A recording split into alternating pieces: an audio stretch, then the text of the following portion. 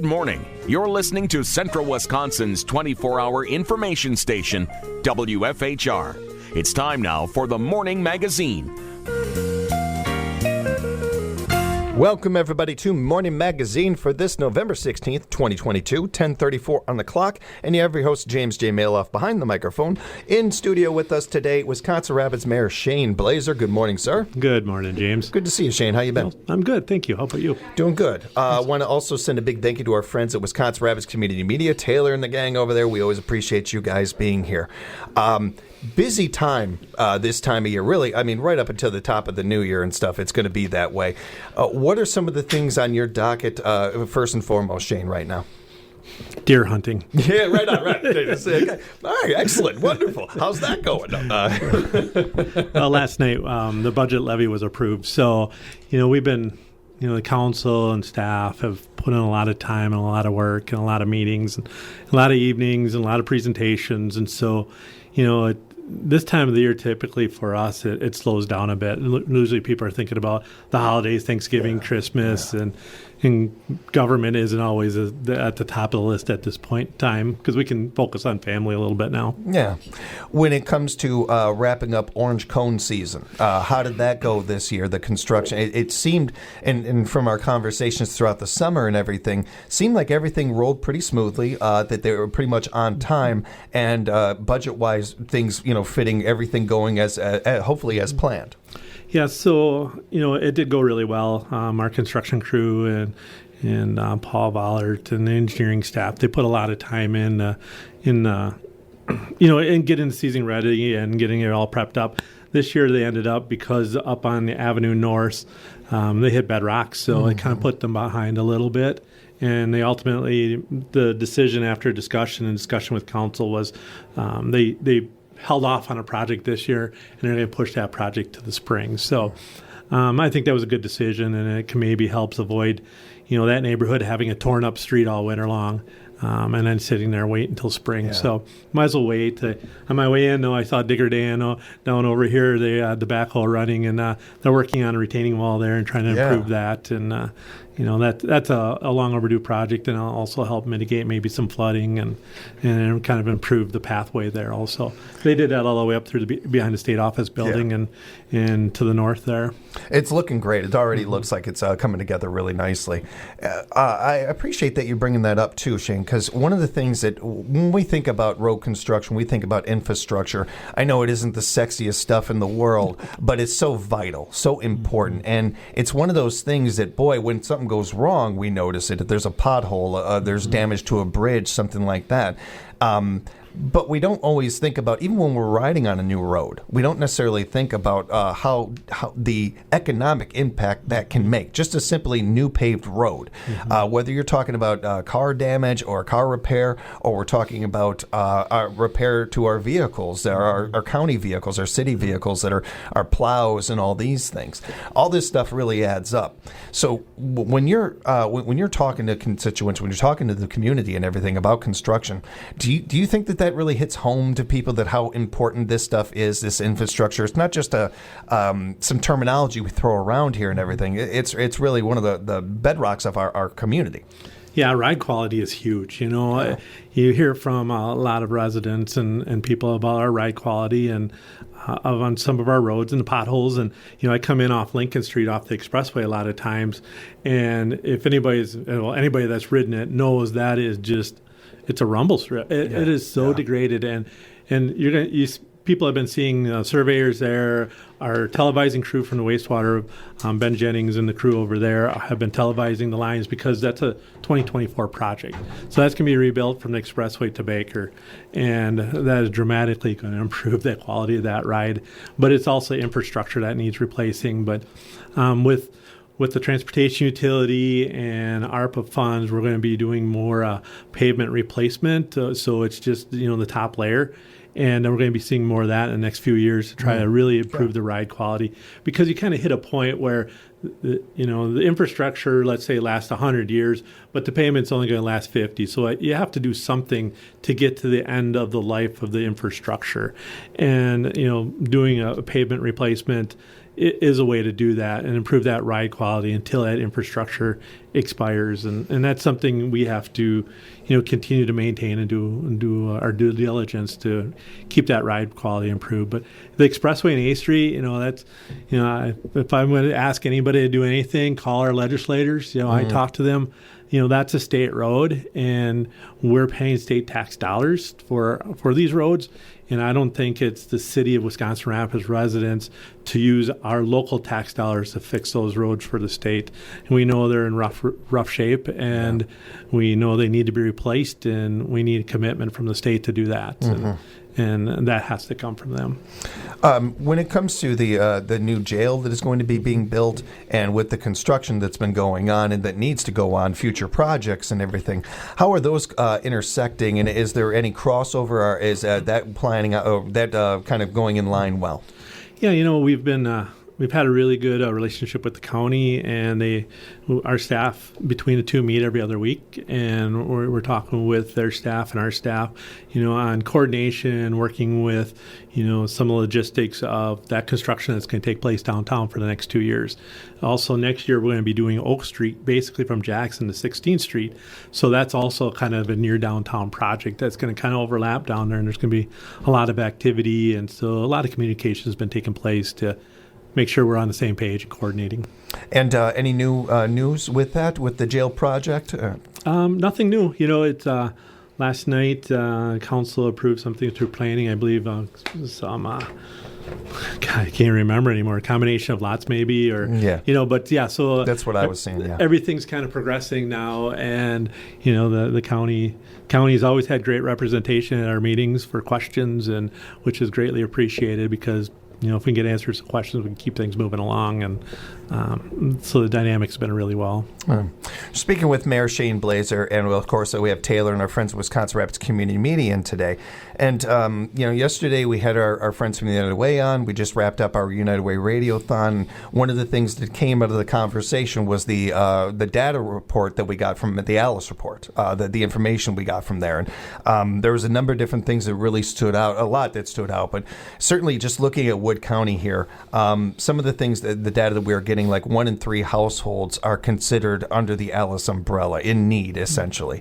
The 46%, nearly half of our community of the city of Wisconsin Rapids, the worst in Wood County, is in need, is under this umbrella that would be considered in the Alice group. This is, and then 40% of our senior households are in that, which we, of course, know in our area here, that's a good part of our population. You and I have talked before about this, Shane. You come into this job and a pandemic falls down, and you've got that to deal with, and then you have this kind of stats and these data that is coming out. How do you combat any of these things? And what are you and the board? What are you guys doing to try to, bring these numbers in a better respect, to a more of more comfortable area?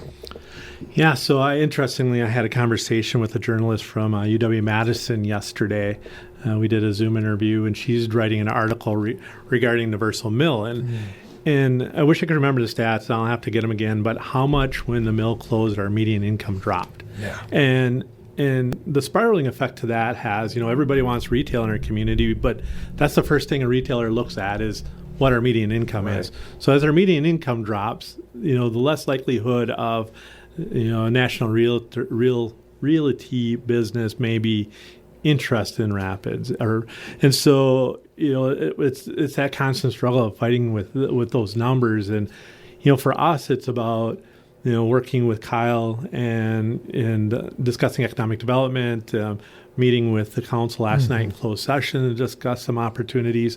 And it's about taking those opportunities and really kind of squeezing them as hard as we can to make sure it'll be a good fit for our community. Because I don't want to open up the doors and say, come on in just because we need a development, because I don't think that's going to be healthy for our community. But I think every option has to be kind of weighed out and discussed. And is it going to be a benefit to our community? Or in 2 years, is it a benefit now, but in 2 years it's going to be a detriment? Right. And I really think we need to look at that, because just taking anything to get some kind of tax base isn't necessarily going to be the best, especially if it causes increase in law enforcement or fire. Those, then we'll have to add services. And so really that benefit isn't going to be there. But it's really about weighing them.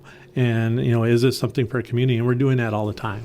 And we're fortunate to have people in these positions like yourself, like the board, that are thinking that forward. Mm-hmm. We don't need a quick fix. We need something that is going to make a lasting impact. Exactly. We all see that, in fact, more times than not, a quick fix actually does more harm than good. So I think that's a really good point to bring up. And especially when you're talking about if I'm a business and I'm looking at going to this community, that is a major factor, if not the main factor, as you mentioned there about income in that. But another thing that they're going to be looking at, another thing that they're going to be thinking of too, is certainly population and these things. And we do have things that are encouraging, that things that will bring a business to our area. And so I don't want it to sound like all doom and gloom or anything like that. I think anybody that lives in this area in Wood County understands that it's not that way. But we also don't want to let it get to that point. So that's where these numbers, talking about these kind of things, that's how we're going to prevent those things from sliding even farther back. Exactly. It can't be lost in the shuffle. We can chew gum and walk at the same time. We can look at that there are issues and at the same time appreciate what we got, too. And Wisconsin Rapids isn't unique. Every community across this country wants that business, wants that development, wants to strengthen their tax base, wants to, position themselves in a good position. So we are competing against every other community, and we have to put our best foot forward. I think we are Wisconsin, and we have great work ethic here, and I think we're a great people. And as long as we keep keep that our heads high and keep pushing forward, that's what we have to do. And the next business opportunities out there, or people talk quite a bit about the next local person that has that business idea that grows into a national business. We have a lot of really great local companies here. If I would name them, but I can't name them all. But right. But there are a lot of great local companies. I guess I bow hunt all the time. I love being in a bow stand. I use a HHA bow sights. They're made here in our community. They're nationally known, and there's a lot of great companies like that here. And the next big explosion could easily happen anytime, and we have to be here ready and to support them and those opportunities, and because they're here. Yeah.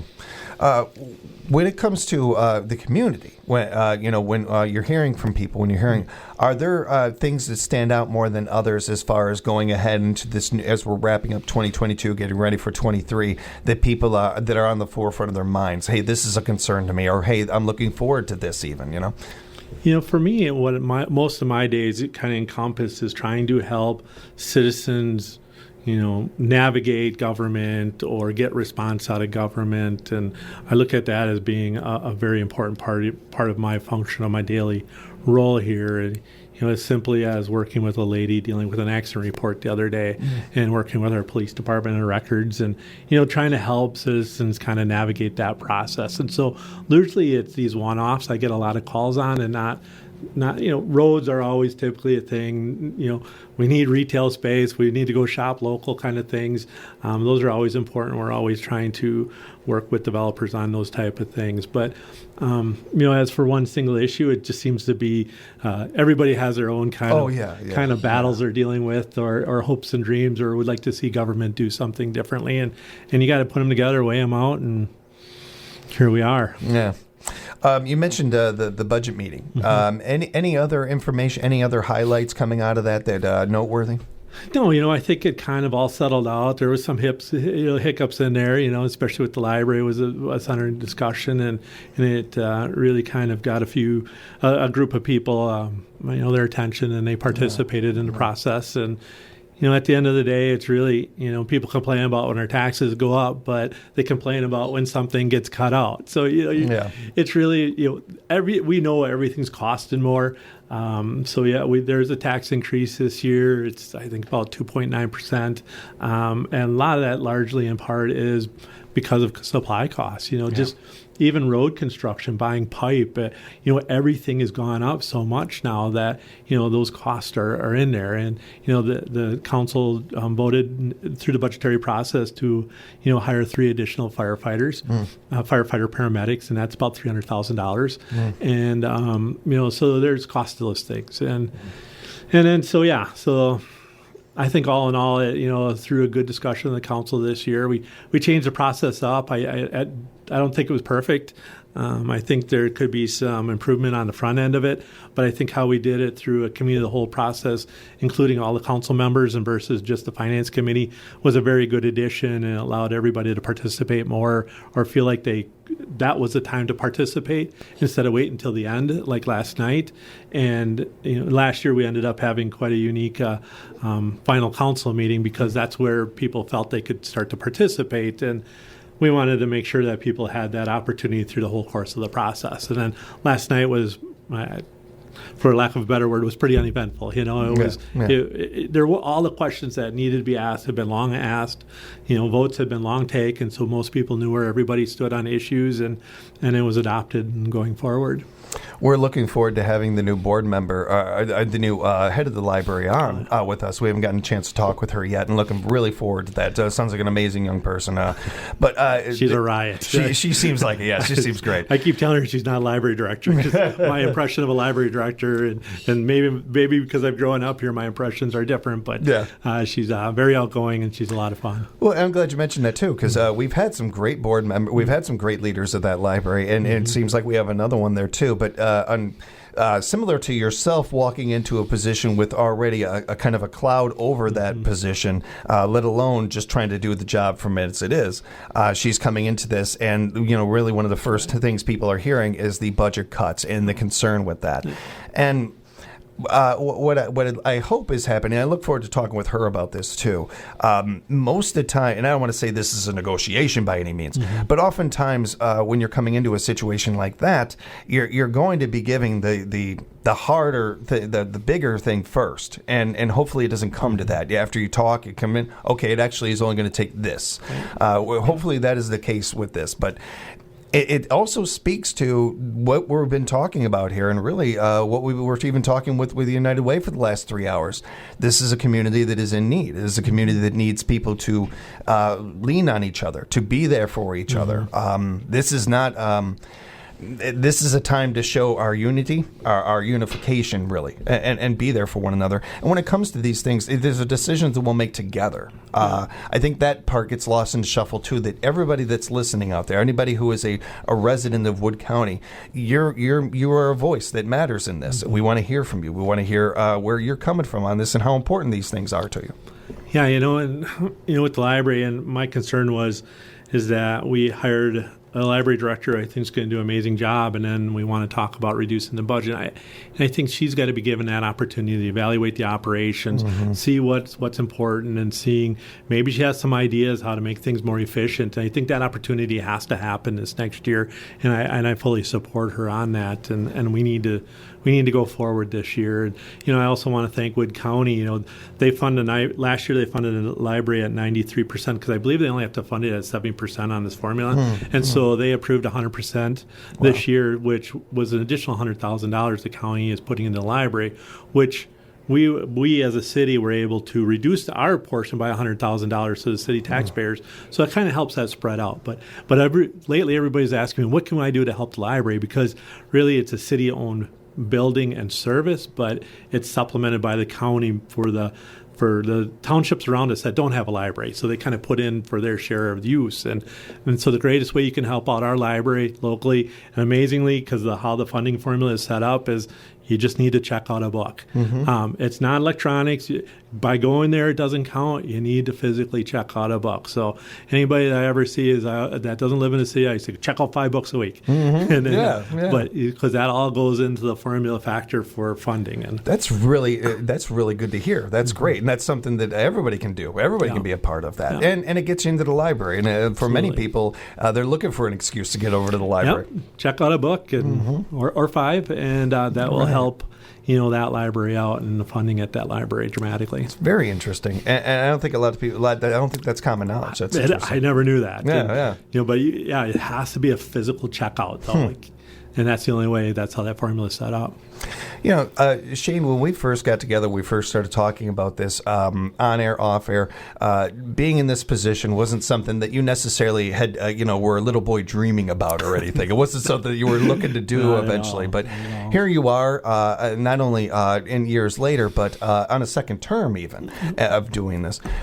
I know the job's hard, and I think that any one of us can have some empathy and put ourselves in your shoes and understand a lot of the things that are difficult. And then on top of that, the things that we don't even know that you deal with and all of that.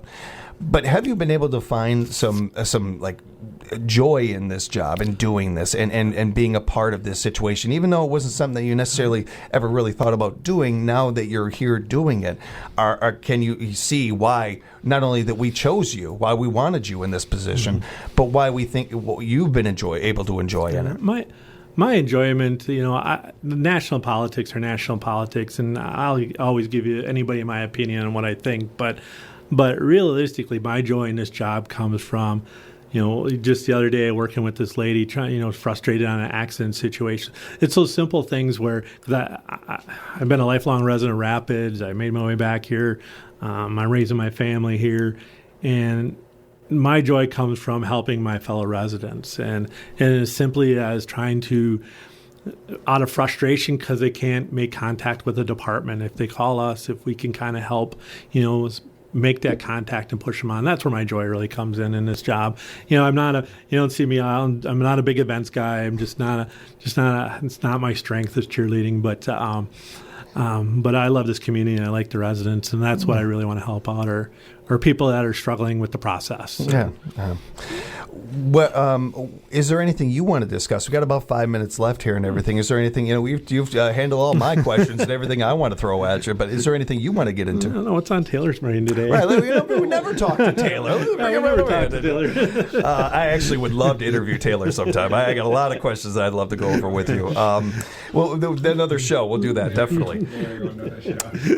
What I wonder when it comes to that, because I know that you yourself also are seeing so many things, and there's things that you would like to do. Have you been able to accomplish a lot of the things that you've wanted to so far in this term? Yeah, how can we not even have not brought it up? But Monday night at the Park and Rec Commission, they approved up to spend up to $130,000 out of a park outlay account that's made up of room tax dollars over the last number of years.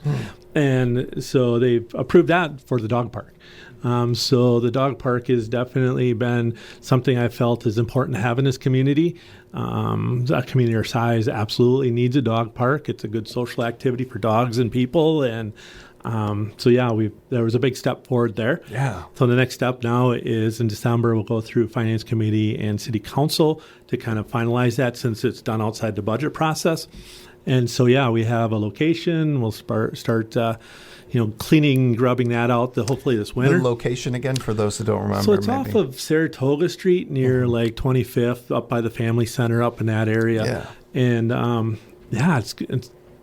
kind of really exciting about it. Very because, exciting. It's a dog park, but it's something that the kind of community I've heard over and over through our park master plan has been brought up in there. And it's quite a bit of money, but I think in the long run, it's not going to be a huge cost to maintain, but to get her done, it's just right now it's a twisted mess of trees, and it needs some help up there, but.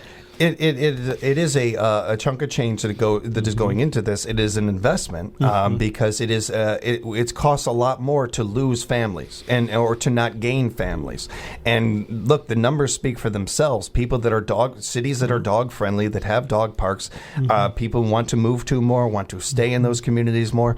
And there's nobody in a rural area, in a small town, that isn't trying to keep their population up and everything. So the economic impact this will have. And I don't put my name on a whole lot of things in this world. I put my name on this. I mean, I guarantee this is going to have good benefits from it and everything. It's really going to be nice. I have hopes that there will be a group eventually that will form that will want to hold fundraisers or brat fries to add an amenity. But I went into this is that, sometimes you have these partnerships and they work out really well, but then sometimes when, the group may fizzle or the group member, I wanted to go into this, owning that the city is going to own this dog park, at least the basic dog parks of an area of fence, a mowing, cleaning, and changing dog stations. And then any amenities that maybe some group might want to build a pavilion, picnic stuff, dog agility course equipment. All that could be something that a group can kind of take on and say, hey, we want to do this, we want to raise money, and then then put them in the dog park. It's going to be an amazing location, I think. It's a great location, and that's a great thing to hear, and very smart way to handle this too. We don't run into another situation like this, what we're in right now, if it's owned by the city. I love the idea of other businesses being able to add to the park, but not necessarily owning the park. Right, and having that responsibility of like, oh, you're going to mow this week, or you're going to change the garbage. We're going to do those basic things. Yeah. And Taylor, I believe you did some drone footage up there. Oh, nice, nice. We really need to get that out publicly because, I told our Park and Rec superintendent that I'd like to do more as it's maybe this winter, as if they're cleaning and grubbing the area, do some more footage, and because Taylor did some amazing. I would have crashed the thing, but he had a great flight. It's really neat, and so we need to get that out there. Well, looking forward to that, and want to encourage people to follow our friends at Wisconsin Rapids Community Media on social media. Certainly follow their YouTube page, subscribe to it, and see the great work that they're doing over there. And always appreciate the time, Taylor. Thanks for coming in and doing all the work that you do on the sidelines there, and appreciate it. And Mayor, always good talking with you, Shane. We never have enough time, though. We never always run out of time. But thank you again for everything you're doing. We're looking forward to talking again next month. Thanks for having me on, James. We'll have more Morning Magazine for you tomorrow right here at WFHR, locally grown radio.